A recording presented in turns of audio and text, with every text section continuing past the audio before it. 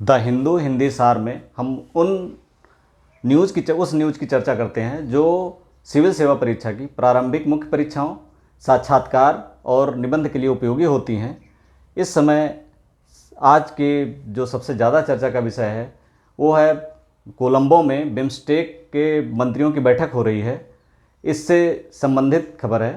तो सबसे पहले हम बिम्स्टेक के बारे में देखते हैं। बिम्स्टेक BIMSTEC, बिम्स्टेक मतलब B for bay of Bengal, initiative for multi sectoral MS economic cooperation.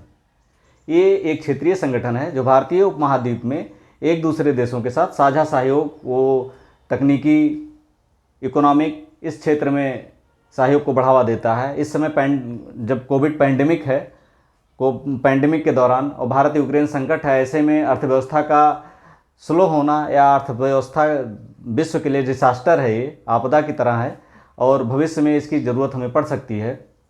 तो भारतीय विदेश मंत्री S जयशंकर जी इस समय वहीं पर हैं, वो इसी संबंधित है। उन्होंने जो ये देश हैं इनके बीच एक connectivity, transport connectivity master plan प्रस्तुत किया है, जिससे ऐसी स्थितियों में जब पूरा देश किसी आपदा से जूझ रहा हो, पूरा विश्व किसी आपदा से जूझ रहा हो, तो आपसी सहयोग के माध्यम से अपनी अर्थव्यवस्था को गतिशील बनाए रखना। तो इसमें सबसे पहले इसकी स्थापना देखते हैं। तो इसकी स्थापना 6 जून, बिम्स्टेक की स्थापना 6 जून 1997 को हुई थी। इसमें शुरुआती तौर पर भारत, बांग्लादेश, श्रीलंका और थाईलैंड ही थे। बाद में इसमें नेपाल, म्यांमार और भूटान शामिल हो गए।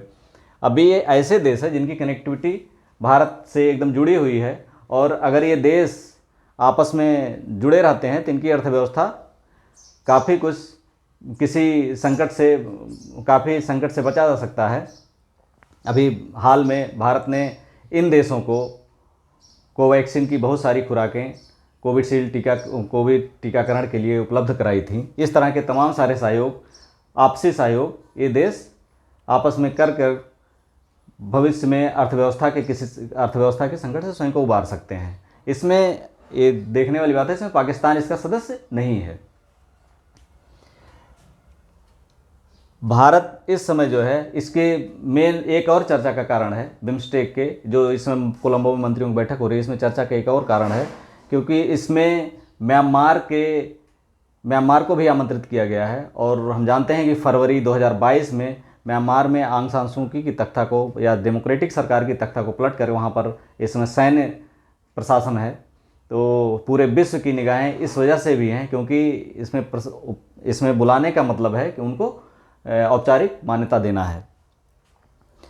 और दूसरा जो एक अन्य बिम्स्टेक से थोड़ा संबंधित है, एक अन्य चर्चा कारण है जो हिंदू की फ्रंट पेज की मुख्य न्यूज़ है, ये है Indian power projects replace Chinese venture in Sri Lanka. Sri Lanka में 3 जगहों पे जो भारतीय टेरिटोरी से 50 किलोमीटर दूर हैं, पाक खाड़ी में हैं, उसमें तमिलनाडु से करीब 50 किलोमीटर दूरी पे हैं। वो 3 द्वीप हैं, नैना द्वीप, डेल्फ्ट और नेंदुन द्वीप। ये 3 द्वीप ऐसे हैं जहाँ पर चाइनीज़ ने पावर प्रोजेक्ट के लिए अपना इन्वेस्टमेंट किया था, लेकिन भारतीय नीति के कारण कोलंबो ने चाइनीज़ प्रोजेक्ट को रिप्लेस करके भारतीय हाइब्रिड प्रोजेक्ट को इसमें मौका दिया है। और ये चाइनीज़ जो मोतियों की माला या हिंद महासागर में उसके जो प्रभाव को लेकर एक स्ट्रेटजी है, उसको बहुत बड़ा धक्का है और भारतीय स्ट्रेटजी की जीत है। ये ध्यान रखिएगा, नैना द्वीप, डेल्फ्ट और नेंदुन द्वीप, ये 3 द्वीप हैं जहाँ पर इंडिया ने अपने हाइब्रिड प्रोजेक्ट को लॉन्च किया है। इसके अलावा एक अन्य खबर है वैश्विक पेंडेमिक के संदर्भ में, Lassa fever, acute viral haemorrhagic fever है ये।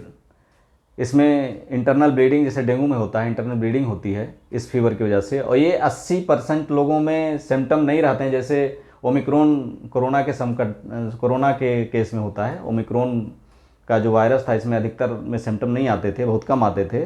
और जांच के बाद ही पता चलता था। इसमें 80% के सिम्टम नहीं आते हैं, लेकिन 20% जो गंभीर रोगी होते हैं उनमें कोरोना जैसे ही लक्षण होते हैं। इसमें सिर दर्द, बुखार, उल्टी, दस्त, इस तरह की बीमारियां होती, इस तरह के सिम्टम्स आते हैं। और ये इस समय नाइजीरिया में फैला हुआ है। नाइजीरिया में इसमें कोरोना की भी रफ्तार तेज़ है और लासा फीवर की रफ्तार तेज़ है। ब्रिटेन में भी 2 मरीज पाए गए हैं, ब्रिटेन में भी इसके 2 मरीज पाए गए हैं। और जो लासा फीवर है, इससे जो सीरियस मरीज होते हैं इनकी डेथ भी हो जाती है, जिससे निकलना बड़ा मुश्किल होता है। और इससे जो प्रभावित अंग होते हैं स्प्लीन, लीवर और किडनी, लासा फीवर से जो प्रभावित अंग होते हैं स्प्लीन, लीवर और किडनी। ये लासा फीवर इंपॉर्टेंट हमारे एग्जाम के लिए। अगला है living root bridge. Living root bridge या एक तरह से जीवित जड़ों का पुल, एक इसे हम कह सकते हैं। ये मेघालय में कोई अगर घूमने गया हो तो उसे अवश्य जो है दिखा होगा कहीं न कहीं। यहाँ पर 2 जलाशयों या नदियों के 2 किनारों की तरफ एक जो पेड़ होते हैं, उन पेड़ की जड़ों को जोड़ करके पुल बना लिया जाता था। पुल बना लिया जाता था। वहाँ के लोगों में, ग्रामीण क्षेत्रों में इसकी लोग इससे सिद्धहस्त हैं, वो पुल बना लेते हैं। दो नदी के 2 किनारे अगर हैं तो यहाँ से इनको जोड़ करके इस तरह से पुल बना लिया जाता है। तो इस पे लोग आते जाते रहते हैं और उनको जो अलग से कंक्रीट का पुल बनाने की ज़रूरत नहीं पड़ती है। और मेघालय में लगभग 72 से अधिक गाँव में 100 से अधिक पुल हैं। 72 से अधिक गाँव में 100 से अधिक पुल हैं। सबसे अच्छी बात यह है कि यूनेस्को ने इसे संभावित विश्व धरोहर स्थल की लिस्ट में इसे शामिल कर लिया है। ये बड़ी खुशी की बात है। और यूनेस्को हम जानते हैं इसका फुल फॉर्म होता है United Nations educational, scientific and cultural organisation. इसका जो मुख्य एम होता है शैक्षिक, वैज्ञानिक और सांस्कृतिक माध्यम से विश्व शांति को बढ़ावा देना। और इसकी स्थापना 16 नवंबर 1945 को हुई थी और इसका मुख्यालय कहाँ है? पेरिस में है। 16 नवंबर 1945 में स्थापना हुई थी और ये यूनाइटेड नेशंस का एक अनुषंगी संगठन है जो विश्व शांति के लिए शैक्षिक, साइंटिफिक और कल्चरल माध्यम से प्रयास करता है। ये जो पुल बनाए जाते हैं, उन पुलों को बनाने के लिए जिन पौधों की या जिन पेड़ों की रूट काम करती है, उस रबर प्लांट होते हैं, रबर के पौधे होते हैं, फिकस एलास्टिका जिनका बॉटनिकल नाम है, फिकस एलास्टिका। इन पेड़ों की जड़ों से 10 से 15 वर्षों में इन पुलों को, लिविंग रूट ब्रिज को तैयार किया जाता है और उससे एक दूसरे गांव की कनेक्टिविटी, शहरों की कनेक्टिविटी, इस तरह से ग्रामीण क्षेत्रों में सरकार को अधिक एक या कह सकते हैं इको फ्रेंडली एटमॉस्फेयर प्राप्त होने में सहयोग मिलता है। वीडियो अच्छा लगा हो तो comment and share. Thank you.